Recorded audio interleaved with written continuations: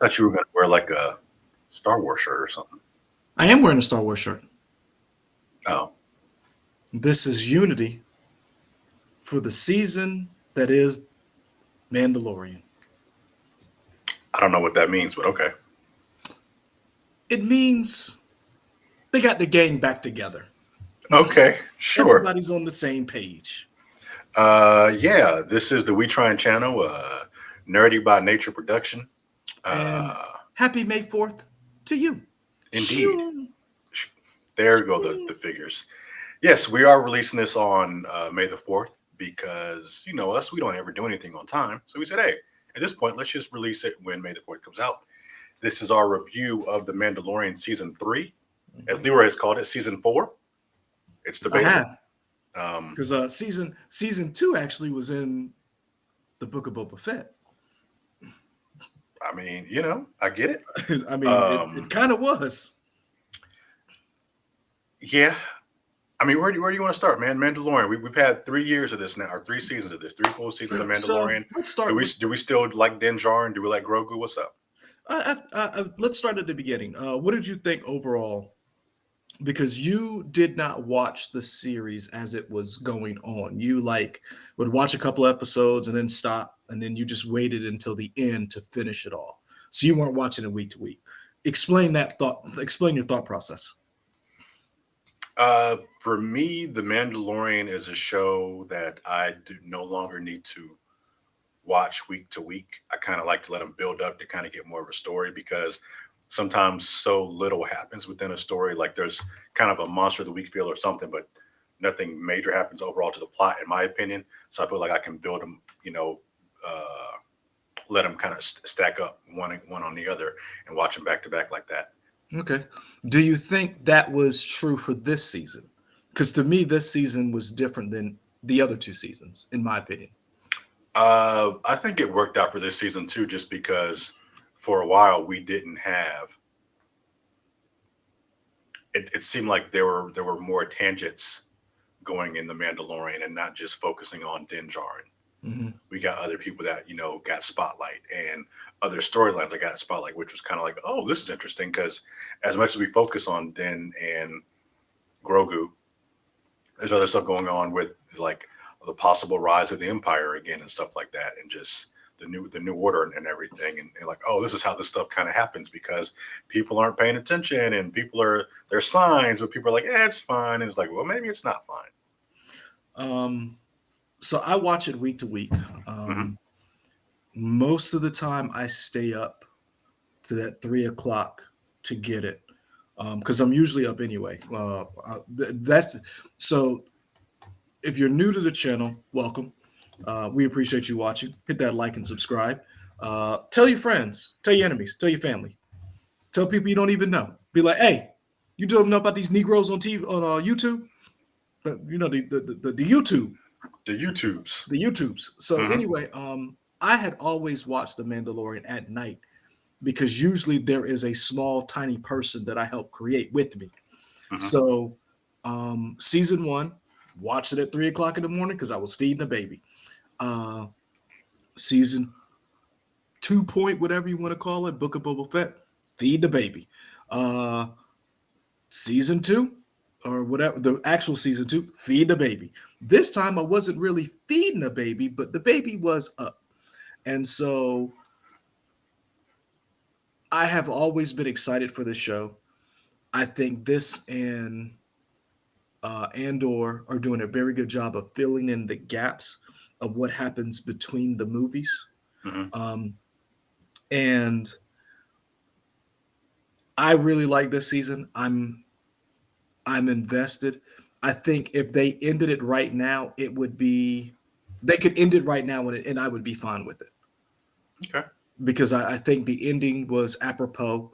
I think it the journey that we've seen uh, Din take has all. It's not that it's come full circle, but we have seen progression where if it ended like John Wick, if the last John Wick movie is John Wick 4, I'm okay with that. I don't think John Wick I don't think that's the last John Wick movie. I think we're going to get another one.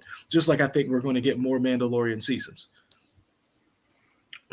We've talked about this off behind the scenes, or however you want to say it, Mhm. in terms of where does this show go, and it does seem like maybe they're trying to figure it out too. They don't necessarily have an ending in sight, but it does kind of seem like they're just slowly building in other stuff, and like you said, tying it into the movies. Like, okay, we got Grogu's story, we got Den's story. Here's how this ties into the overall movies between what is it, 6 and 7? Yes, Yeah, the between 6 and 7. Return of the Jedi and Force Awakens. Yeah. So this is that time period. Personally, I like it. I really enjoyed this. No spoilers, but I really enjoyed um, the characterizations. Some of the people we've seen come back, like Paz Vizsla, the Armorer. Um, I've really enjoyed Bo-Katan. Shameless How plug. Leroy got to interview Emily Swallow. You can see that up. woo, woo, Is that up now? Yeah, I mean it would go up when we put this up, it'll right? by the time they see this, it'll be up. Okay, because when is that scheduled to go? Or 10 a.m. 10 a.m. Okay, yeah. So we'll put 10 it up. a.m. Okay, Yeah. So cool, perfect. but no, really was, and this is my second time getting to interview her. The first time I got to do it was at Soda City Comic Con. Friend of the show, Brock, hooked it up to where I could do a panel with her, and got to interview her and talked about her experience on the show, what it's like getting that call, and then this time I was able to sneak a like quick interview because she had a long line, like people were, and it really worked out. So this time she was at SC Comic Con. Our friend Robert Young, owner of Borderlands Comics, had her as one of the guests, and it was so interesting because when she was announced, the show hadn't come back yet, Hmm. so nobody knew she was in season 3. So it was like one of those things where it's like, oh wait, this lines up perfectly, and we got to talk to her about like what it's like being back, and it was a really good conversation. It was really quick because I didn't want to hold up the line. I kind of jumped the line a little bit to just get a quick interview with her, and she was so nice, and all the people were there were just so happy to see her. Hmm. So, um, what would you rank this season out of all the three? Where would you put this one? I'd probably put it at number 2. Hmm. Like season 1 for me is still my favorite. Then this one, and then season 2 would be the last. Okay. Yeah. I just like the fact that we got more character growth from other people and seeing other stuff going on in the world around. And I've said this is, so much before. Star Wars is such a big universe for it to only focus on the Skywalkers and Palpatine and all that stuff. And it's just nice to see other people in the world and see everything. So it was nice to kind of, hang out with Greek Karga a little bit, hang out with those Hmm. folks, hang out with Bo-Katan. Um, and it's just nice to see. Oh, here's what else is going on as the Hmm. Skywalkers do their stuff and Jedi's do Yeah. their stuff. I thought it was. And here's the thing. I understand why you saw Luke in subsequent seasons and episodes because he's running around trying to rebuild the Jedi Order. Hmm. He's like he's kung fu. He's out there. David Kareem, Carradine, David Carradine. David Carradine. He's Hmm. out there righting the wrongs. Kung fuing people, lightsabering them. Showing up, Yes, and kung fu and people. Exactly. Great verb. so Hmm. he's I can appreciate that fan service for people because I think that was the biggest problem with the last trilogy. I was talking to Avery, guy I work with, and White he Avery. was Okay, you said what? guy you work with. Okay. Yeah, not Black Avery, but he was like he liked the Last Jedi, and he said he loved it, and because he's not really he's like the lore. He's one of those people who was like, get rid of it. Like Star Wars has to change, and I can appreciate that. But I think the thing that people like about the show is that you get to see the things you thought and the things that you read happen to some of the. So you want to see Mandalorians be badass kick ass. You want to see Jedi be badass kick ass. This show provided that for you. You got Hmm. to see Luke Skywalker be that badass person. We didn't kind of get that in Book of Boba Fett. We got it in The Mandalorian, where Jen Djarin was running around. Like when you go back, think about what you saw in that first season when he closed that first contract and everybody was trying to jump him. And that dude tried to run away. He lassoed him, shot the door, cut the dude in half. Hmm. Like that first episode, my man was kicking ass and taking names. So it's interesting to see the evolution of him to not shoot first, but ask questions and Hmm. inquire and kind of be behind the eight ball a little bit and discover who he really is. Sure. So I think that's one of the things that I liked about this show and this season as a whole. Um, I've gone back and rewatched all of the trailers and rewatched some subsequent episodes from earlier seasons. There is a growth, a progression in seeing him basically become a father, Hmm. basically becoming, like a soulless mercenary, so to speak, only caring about the covert. Right. And this is the way to having Grogu and caring so much about him. He's willing to do anything to save this kid. And now in season 3, like understanding what his responsibility is. Hmm. So I thought that was really good. What would you? So you said So this is what would two. I? Yeah. Yeah, So what was this would be the number two? two What season. would you out of five? What would you give it? I'd give it 4 out of 5. We'll say 4 out of 5 dark sabers. Oh, Yeah. I'll give it 4.5 out of 5 mythosaurs. Okay. There we go. Yeah. Um, Um, who do you? I guess we're gonna spoil it. We can talk about that. I was gonna say, who's your favorite character this season? oh, I already got him. I already got it. I already got it in the chamber. But yeah. Okay. Um, so again, like, comment, and subscribe if this is your first time. The orange beans is a spoilers. Hmm. So if you do not want to have the season spoiled for you, go ahead and go back to the show, watch it, come back, and let's get into spoilers. You asked me who mine was. I mean, I think I already know based on the Yep, figures. Yeah. that's my big boy. Why do you like Paz Vizsla so much? I think because he's you. So I talked about the growth that you saw in Din. Hmm. There's growth in, I think, Paz Vizsla's character that you normally wouldn't see, or that you normally Of a don't get, secondary character or something, of you a mean? secondary character, but also Sure. in the sense of he was a rival. Hmm. He has always looked at Jin as kind of a not necessarily a true Mandalorian, but basically more trouble than he's worth. Yeah. And every time he walks on screen, he's an imposing figure. Not just like he is one of the largest um, Star Wars Black Series figures. Again, if this is your first time, I like action figures. I like collectibles. I have bought this figure twice. Once at full price, once on sale. I have Hmm. one I have not even opened. It just hangs in a box, and I'm going to hang it someplace. This is the carbonized. It's still at regular price. It was down for a little while. This is my favorite character because you he's always been a badass when he comes on screen. He says what he feels. He Hmm. does not mince words. And Rest in love, peace at this point. rest in peace, Yeah. But he was always a person who did what needed to be done. Okay. And I think that is something he's not a person who hems and haws. He was very direct, very concise. Even when he was wrong, he was like, remember in the book of Boba Fett, when he was like, come up off that dark side, but buddy. Hmm. And he stopped. He came through. He's the one who saved Jin and Grogu in season 1.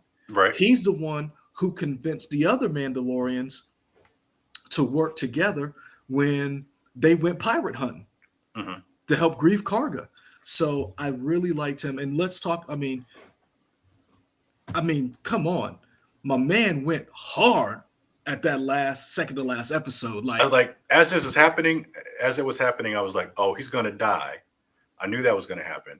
But he went out hard. He went out he like a w- G. he went out like a G. And then and what hurt me was you got to see that episode where they the pterodactyl, whatever, the Star Wars pterodactyl, and it stole the boy, and he Hmm. was like, "That's my son," and you didn't even know it. You were just like, "He's just that down ass dude," and you realize like, "Oh no, this dude's a father," Hmm. and then you realize as you're watching the show, this whole time, this dude has been a dad, just doing the best he can. And even at the end, knowing he's probably never going to see his son again, he knew this is the way.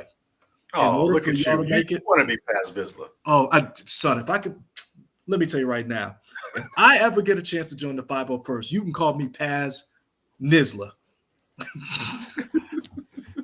feel like that's That's going to be problematic. Maybe let's come up with something else. if Let's it is, find a new one. for sizzle my nizzle. Yeah, for real. But yeah, my Star Wars name would be Paz Nizla. But Okay. but no, I really enjoyed his arc. I thought he was, because there were so many times you thought he was going to be the stumbling block, like Hmm. when he stood up and he was like, "This man," and I was like, "Oh, here we go with this bullshit again." Hmm. Pass, and he wasn't that way. You thought he was going to be like his ancestor, whatever, from Death Watch, but he wasn't that way. And it was like seeing somebody come full circle. It was a tie between him and Bo-Katan, but for me, it's Pass. Oh, for me, it's Bo-Katan. Okay. Just because I've always had the biggest crush on Katie Sackhoff. So anytime I get to see her in anything, I'm awesome. But beyond that, um, I think she really got to do a lot, and I never knew Bo-Katan from the animated stuff. Yeah, the So the Rebels, Rebels. Yeah, Rebels, and that so Clone Wars and Rebels. Sorry, yeah. So continue. I don't know Bo-Katan from that. I know Bo-Katan from live action stuff, and I always thought she kind of just any scene she was in, she carried. It Mhm. definitely helps that you get to see her face as opposed to being behind a helmet. That definitely helps you connect. At least for me, it helps me connect more with the character when I get to see her actual face, compared to Din Djarin, who Pedro Pascal is doing. He's putting in work, but he still is wearing a mask, so he can only do so much. Yeah. Um, but it's interesting to see. So you tell me, Star Wars man, she was the rightful heir of Mandalore, but then like her family lost the dark saber. So she's sisters with Satine. Hmm. Satine was the what is her name? What is Satine's? Satine was the ruler of Mandalore. Hmm. Satine was a pacifist. The old ways, as the armor talks about, was they're a warring society. They are fighting society. And Satine wanted to get away from that. She Hmm. wanted to not be, she wanted to get away from her violent impulses. And she talks about that a little bit in when she was like, I was young, I was selfish. Bo Hmm. Katan does. And Satine was cut down by Death Watch. And that's when Satine switched and became a night owl, worked with the Jedi. And she was given the dark Wait, saber. Satine was cut down. Yes, Satine was killed. Her sister was killed. Bo So it was Katan's sister. Bo Katan joined. Bo Katan was part of Death Watch, but then you ever know somebody who joins a gang and it's like, oh, Oh, this is what y'all do. yeah, Oh, I was here for part one, not all of it. Yeah. pretty much. It was like, oh yeah, we stealing stuff, and it's like, oh, we got to kill him. It's like, wait, what?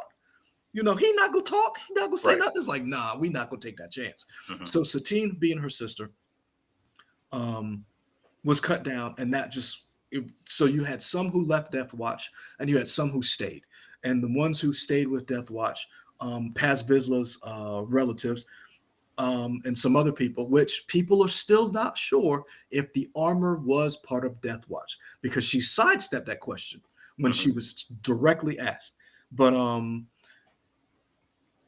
she talks about she was selfish when she talks to Jin, or Din, and I do like her evolution. She did get the dark saber, but she talks about I gave it up. I surrendered it to save us, and it was not. It almost reminded me of that line from Prometheus, from Naomi Rapace, when she's like, "We were wrong. We were so wrong." When they Hmm. went to the planet, that's how I felt like Bo Katan was when she made that deal. Um, so you're right. You do get to see a huge evolution for her being a kind of stuck up brat Hmm. in some of these earlier Clone Wars episodes to how she was later on and subsequently in Rebels, where you're like, you see the character come full circle, where she's no longer kind of a dick Hmm. and she's really kind of like, again, trying to find her own way with the creed and with what happened to her home planet. Okay. Anything that didn't work for you this season? You're like, I could have done without that. Um, I know some people are going to say the Lizzo and Jack Black episode. Um, I personally didn't mind it. I was a little. The episode that got me was the one where they went to Coruscant, where that they it almost seemed like they were trying to do their own version of Andor, and it didn't work Hmm. with the cloning genius. Yeah. Um, I it it worked, but I feel like personally I didn't need it, and I'm not like I could have done without it. And I think partially the reason why I could have done without it was it hit a little hard. Like Hmm. considering everything that was going on in the episode, it was like a break, and it Hmm. was like this serious kind of episode where you're like, oh, this young love is but blossoming, and it's like, oh no, you're evil. Hmm. And so it was kind of like it wasn't a bad episode, it was an out of place episode where it was like, oh, you set him up. Hmm. And it was like, Yeah, that girl, that lady was. I was and like, it was dang, it's like the nice. SpongeBob meme. You're like, and so that's to me the one that kind of stood out to me to a certain extent. I Did know you a lot of recognize her from Ant Man and the I Wasp: did. Quantumania? Yeah. I did. I was like, she looks smaller. Because like in Yeah. Ant-Man and Yeah. She Quantumania, was bulked up. she was like, She's a um, martial artist by trade normally, so. yeah, like when I saw her, I was like, you look familiar. And then as she kept going, I was like, why do you look so familiar? And I was like, oh, and that's why I didn't recognize you because you have a shirt on and you're not buffed and beating, CGI characters down. Mhm. Um, but no, I did like the episode. I felt like out of place. I didn't mind the Lizzo Jack Black episode because let's be honest, they had a teddy bear in Vietnam. In Return of the Jedi. Like people like Star Wars is not supposed to be goofy. Do you not remember them going to the canteen and the music they were playing? Mhm. Dun, dun, dun, dun, dun, dun, dun, and then somebody's arm got slashed. Like really? Like Mhm. Star Wars has always gone from a little bit of goofiness to some serious shit to some goofiness. They had teddy bears taking out stormtroopers. Like there are stormtroopers out there who are still trying to get over the Battle of Yavin. Getting their ass whooped by Indoor. some teddy Yeah, bears. Yeah. there's not Yavin. Indoor. There are Yeah. still some stormtroopers who are like seeing teddy bears, like going to build a bear, just like having freakouts, like Vietnam veterans. Yeah, so I didn't mind it. What about you? What episode? For me, it probably was. It was Lizzo and Jack Black, and it wasn't that the episode was bad. It's just it's weird, and Marvel kind of does this too. But we talk about that later. But it's weird when you're in a show like Star Wars, and Mhm. as much as I love Katie Sackhoff, she's not like a household name. Yeah, I feel like people who are into science fiction know Katie Sackhoff for yeah. sure because she was Starbuck and all that. But Hmm. she's not, and she's not usually not going to be number one on a call sheet or whatever. Not only But when I that, she see can she can walk into Target and people like she looks familiar. yeah, Lizzo walks into a or Target. or Jack Black for that matter, Yes, I mean, and it's I granted they might be Star Wars fans and they want to be in stuff too, but sometimes it does kind of take you out of stuff when yeah, you see that kind of people being in like, all right, sure. I mean, they're actors, they want to get paid and they deserve to work too, but sometimes it does kind of take you out of it. And that was more so the reason why I didn't like that episode, just because that took me out of it more so than the. I mean, I like the episode overall. I like, man, you can give me anything with Christopher Lloyd. I love Christopher Lloyd, so let me see him in more stuff. it's funny that you mentioned that because Christopher Lloyd was the big name. There was three to me. There were three big names. It was Lizzo, Jack Black, and Christopher Lloyd. Because at first I was like, "Oh shit, that's Christopher Lloyd," and I was like, "It was he fit a little bit more That's because he's a than freaking weirdo and he fit more in than the they best way did." possible for Yeah, the and show. so and I wonder if they hadn't been cast together, Hmm. would it have not been as awkward? Like, in other words, if Lizzo had been in one episode and Jack Black had been in another episode, but the two of them together was like, what are y'all doing? Like, Yeah, are we really doing this? So I can it kind of understand why. reminds me, and I can't think of the guy's name, but the guy who played the dad in Kim's Convenience Yes. when he was first cast. But again, he wasn't such a big name, so it didn't throw me as much. It's just kind of like, oh, I know you from Kim's Convenience, but it's But here's okay but here's because the thing. Just like you said, a lot of people don't know him from Kim's Convenience. So they right, just look at it and they just say, oh, that looks like an older enlisted yeah, person, who fits in Star Wars. right. What do you think of the threads that they laid? So you talked about Bo-Katan's journey. Do you buy her? Did you buy the Mandalorian setting her up To unite the to factions. yes to basically what the armor was trying to do? I thought that was cool. I like the idea because I think they did a good job in Hold on, this. hold on. That now do you see why I'm wearing Unity? Yes, Unity. I think they did a good job. UNITY. Okay, calm down.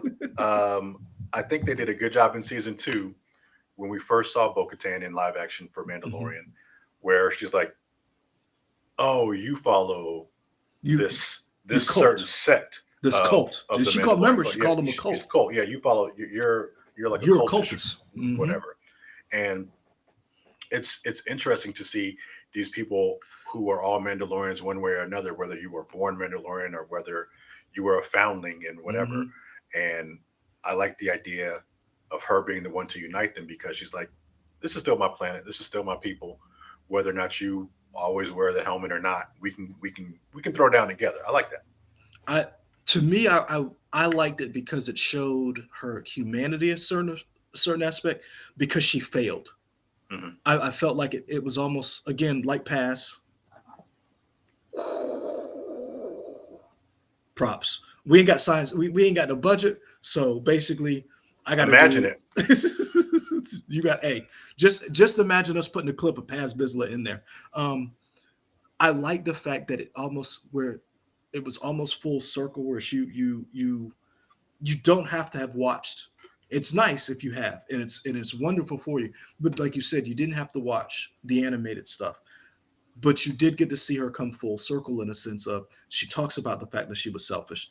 She talks about the dark saber. You saw her in season two, Hmm. wanting the dark saber, teaming up with Din to take down Moff Gideon, and you understanding why she hates Moff so much, and then her admitting, because here's the thing, she didn't have to tell anybody she surrendered the dark saber. Think about Hmm. that for a second. We're all sitting at the table. We're getting along. We finding Mandalorians out in the streets. You know, we got this planet that, she didn't have to tell anybody. She came clean and was like, no, that's not what happened. When she went after Axe Wolves and was like, I'm going to go get my fleet back. Hmm. It was like watching someone grow up and come to identify who they were. And she couldn't have done that because we've talked about everybody else except for the person whose show is it's named after, the Mandalorian. And he told her the dark saber doesn't mean anything to our people. What means something to our people is the creed, how you carry yourself, the honor that you have. And he was like, girl, I follow you anywhere. Hmm. And that's what I was like, oh, we about, and that's what scared me because when he did that, I was like, please don't kill her. I can't. And I didn't want Paz to die either, but I was like, please please don't kill Katie Sackhoff. Sure. I was like, don't do Sure. that. Um, I will say, shameless plug. We got to interview Emily Swallow. She really did move everything so that all of this could happen. Emily Swallow's character, when you think about what she did in this show, you realize that none of this happens without her okay. Hmm. Then uh, Pedro Pascal does not become back to the fold to be a covert, to come back to the covert. They don't go to help Grief Karga. They don't accept Bo Katan. They don't go get the fleet. They don't go try to take Mandalore without Emily Swallows the armor.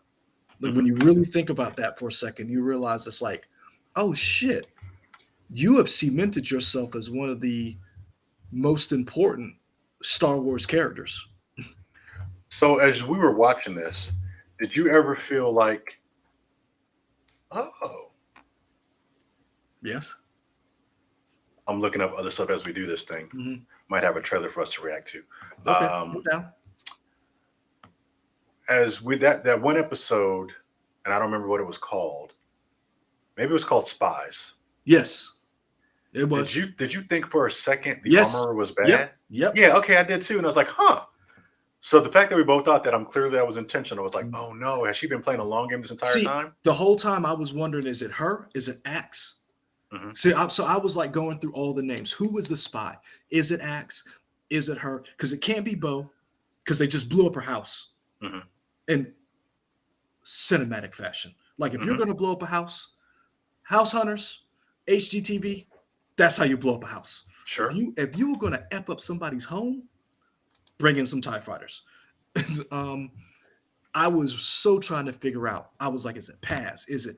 I was like, is it the new Mandalorians that they just picked up? Who was the person who sold them out that he has all of this inside information? And I wonder, was it done on purpose?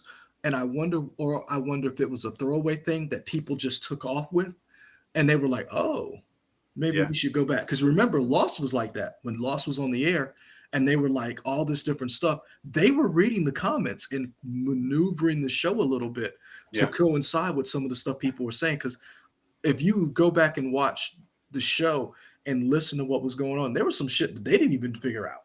Sure. Sure. So I really liked Spies, but you're right, because I here's the thing: I still think she's Death Watch. Okay. I still think that she was a member of Death Watch. She followed um, Darth Maul, and she left, but she is not admitting to that, because that would be her admitting she made a mistake, and that's something the armorer has not done and not acknowledged this entire time. If you go back and watch all of her interactions, she is very calculated, she is very cold, she is very she is a focused individual. She is a woman of purpose. Hmm. So, and if you look back at everything that she's done, it's almost as if she has orchestrated all of this to get back to Mandalore. Interesting. Final thoughts. Here, before we get to final thoughts, what did you think of the episode of the Shadow Council? Of realizing I don't that know what the fuck that. What episode was that? Was that the last one? that was the second to last one, where Moff Gideon walks through after he talked to Oh, where he walks through where there are like 4 or 5 different red gates that make no yes, fucking sense. Yeah. yes. Okay. Yeah. Okay. Yep. So this is after he talks to the comms officer, and her name is Katie O'Brien. Hmm. So remember, Katie O'Brien sees a Probe droid or whatever. probe droid. Yes, thank you. Yes. And it comes down, and he's on the hologram, and she's like, it wasn't the New Republic, because he was like, hey, you told me the New Republic wasn't going, but you doing your job, Hmm. like, because he was like really incensed about that. And then she was like, nah, it was the Mandalorians. He was like, No, excuse that me. can't be possible. He really was. What'd Those you two just clicks say? wouldn't join up. He was like, He's like, nah. He was not believing it. Yeah. And then you saw him walk to what? So in the books and in the comics, that's called the Shadow Council. Okay. That group of basically they made themselves look like warlords to hide the fact that they were actually the remnants of the empire trying to come back. Hmm. And so when you saw them, I thought for me, I thought it was a cool idea. I like the idea of, oh, this is kind of a shadow and mirrors type stuff. We're not as big as we mhm, want to be yet, but let's try and puff ourselves up so people think we're doing yes. whatever until we finally get the forces we need to bring back the empire. I thought that was cool. So they've always been rumored, but they this is the first time you've ever seen them on screen. So what did you think of them? Because it's interesting, some of the people that you saw, and I'll get to them in a second to see if you saw who they were. I mean, just on the surface, like nobody stuck out to me. It's like, oh, that's that person. I don't know. I knew Moff Gideon. That was it. Really? Yeah, Okay. but I just thought it was cool seeing that whole idea. So do you remember who there was a white guy who was calling him out, and he was like, and Moff Gideon was like, no, cloning has always been your thing. Yeah. So I'm trying to get their names, because there are two people who stand out. One is um, Captain Pelion. Captain Pelion was the one Moff Gideon questioned, "Where is Thrawn?" Hmm. Pelion is Thrawn's right hand man. This is the first time you've seen him in live action. Okay. He was assumed dead after Rebels, and when the space whale or whatever, I forget exactly what happens, and the show ends. So this is so everybody thought he died. Hmm. So this is the first time seeing him back. Seeing him back lets you know, oh, Thrawn is still out there and he's still a threat. The other person that I thought was very interesting that we got to see, and this is where I think this is where Favreau and Fillion do their best work. Filoni. Tying those, huh? What, Filoni. Filoni? Yeah, you said I Fillion. said Fillion. Yeah. You know what? I said Fillion because I'm thinking of Nathan Fillion because I just watched the interview with him Okay. recently. Him and Alan Tudyk have been friends for decades. Yeah. They like Their back in little the show they did was funny. I can't remember what it was called. Con no, Men. I'm talking no before that. They were friends where Nathan Fillion was working in New York and Alan Tudyk was a waiter and they knew each other from back then. And then they worked together and they were like, wait a minute. And they were doing this, they did the Spider-Man meme. Hmm. And I thought that's just a nice friendship relationship. Um, the guy that I thought was very interesting that you finally got to see was General Armitage Hux. This is Hux's dad. Remember Dom Hall Gleason? Yeah. That's his dad. Okay. The guy who put together the new Stormtrooper protocol that got you Finn. So remember when Finn was like, I was a kid and they just snatched me up? That's Hux's whole thing. Hmm. His whole idea was if we want people loyal to the Empire, we got to get them as kids. We snatch them up as kids and then we pit them against each other. Hmm. And that's so Captain Phasma is one of his proteges. Now there's another person on the same wave, the same. What's the word I'm looking for? They're equals. Okay. There's Captain Phasma and Captain Cardinal. Captain Cardinal had a gold outfit like Phasma's was silver, and then he Was used to Captain pit them against Cardinal each other. just as shitty as Captain Phasma? No, Cardinal was great. Okay, because Captain Phasma was Well, that's on screen she was. If you go back and read her book okay. and you read all the other subsequent and um, Cardinal, and I hope I'm not getting his outfit wrong, but Cardinal defected to the Republic. Okay. So Hux's dad is the one who implemented that program. And I'm trying to remember what it's called. But it was so interesting seeing Looks like Captain um Cardinal might be red. is he red? Then who's gold? I don't know. There's one that's red in the first order Sith Trooper, and then there's a gold one. Commander Can't remember Pyre. Yes, Pyre. There we That's go. Google. So yeah. So those are all his proteges. Now here's the thing. Pelion, and then remember they talked about Project Necromancer. A lot of people are speculating Project Necromancer is the actual cloning project to bring Palpatine back. Makes sense. And so that's why the Shadow Council was such a big deal for a lot of people because they were like, oh, you. And so you got to see these admirals and realize, oh, these moths, and you're like, oh, so you guys are the ones who are going to basically be the groundwork for the Emperor and the First Order coming back. So when Thrawn comes back, you're the people he's relying on Hmm. to execute his wishes. And that's why Moff Gideon was setting himself up to take over because there's a power vacuum. He's like, if I can put myself in here before Thrawn gets here, then maybe I can be supreme leader, whatever. Hmm. And so here's another thing too, because here's my question: do you think Gideon's dead? I hope so. Like, why? Come back. Yeah, like, yes, I hope so. Otherwise, like, what are we doing?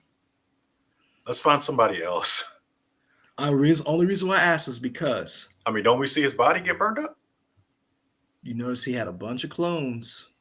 I thought they all got blown up, or like all Was the the liquid all got taken out of them. What I'm saying is we saw a bunch of clones, and was that Gideon who got killed? Hmm. the original Gideon, Sure. or was he another clone? And the only reason why I bring that up is because he talks about the fact of that little nugget that I think went over a lot of people's head. How do you mirror? How do you inject? That's why he wanted Grogu. How do you inject the? I could have had a clone who had the Force, Hmm. and that would have been me. And I think that's the little thing that a lot of people are overlooking. Is like, because people are like, why did he want Grogu? Why did he want Grogu? That's why. Hmm. And I'm not. I don't know if he's dead. I kind of hope he is. But it would be interesting if he came back because he's like, hey, you thought you got me. Hmm. Yeah, I mean, I like Giancarlo a lot, so I mean, you always cast him and stuff. But the character, I feel like we're done with the character, just in Okay. the same way that I feel like we're kind of done with the Mandalorian. So, like you, if they ended with this, I think that's cool, and we maybe see the Mhm. Mandalorian and other stuff. That's fine. Um, because Grogu's species ages so slowly, are Mhm. we ever going to see a grown up Grogu? I don't know. Maybe. Hmm. I mean, it would be interesting. I mean, hell, the way he ages, you could see him in the Ray movie that comes out in a few years. Would he still look the same? They live for 500 years, buddy. Yeah, I don't know. I mean, that's what 30 years from now, 20 years from now. Yeah. Like honestly, like that's like Force Awakens is how many years from where we are right now, and they're talking about Ray's movie would be 15 years from the end of the Rise of Skywalker. So he probably wouldn't even be 200 years old. Hopefully, he's at least talking by then. I'm hopefully Yeah. talking. I is. Yeah. Um, I really like this show. We've talked about everybody else. What do you think about Din's journey? What do you think about him as far as the titular character? Have what? How do you feel about him? I think this was a fun show. Or like, I won't say that because we don't know that it's over. I think this was a fun season. I do like the fact that it kind of focused on other people because Mhm. as much as I like Din, whatever, I do want to see somebody's face. Yeah, Um, Same reason why, as much as people hated seeing Master Chief's face, you want to connect with somebody. Um, you want to see their face. You don't want to just want to hear them talk. sir. We saw more than his face. We saw his ass. We did, We saw Master Chief get his on. We saw it all. sure, but I mean, just being able to connect with somebody, seeing their eyes, see all that stuff, see their emotions. I think that's good. Um, I like the fact that we did kind of see him mellow from season 1 to 2 to 3 and be a little bit more lighthearted. I mean, very slightly, he still will kill somebody at the drop of a dime if he needs to, but he can take a beat for a second and be like, let me Mhm. chill. And before I do what I got to do. So I It think really, his journey has been good.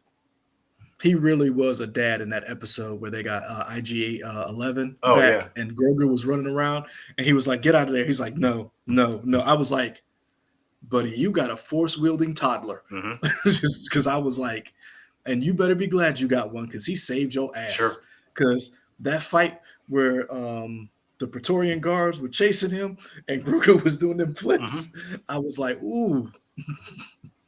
Yeah. But yeah, I really enjoyed it. I enjoyed it so much. Can't wait for the reveals because those Beskar armored stormtroopers. Oh yeah, I'm gonna buy a few of those, Fantastic. and they're probably gonna make another version of this dude. Hmm.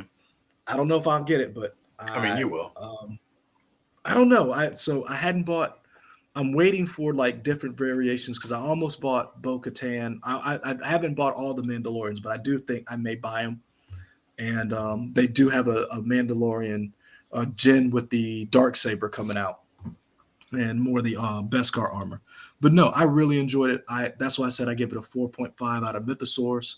Um, I I really want to see what happens now. Now that you have a unified Mandalore, they have a fleet. Um, they where do you go from here? Because Din Jin is not living with them. He's not on Mandalore. He still has his plot of land with Grief Karga, um, and his space liquor In doing his probably space going to do slicker. doing runs for these people. Sure.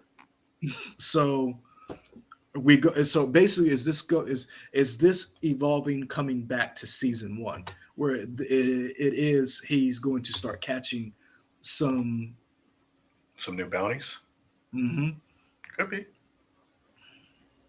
I'm for it.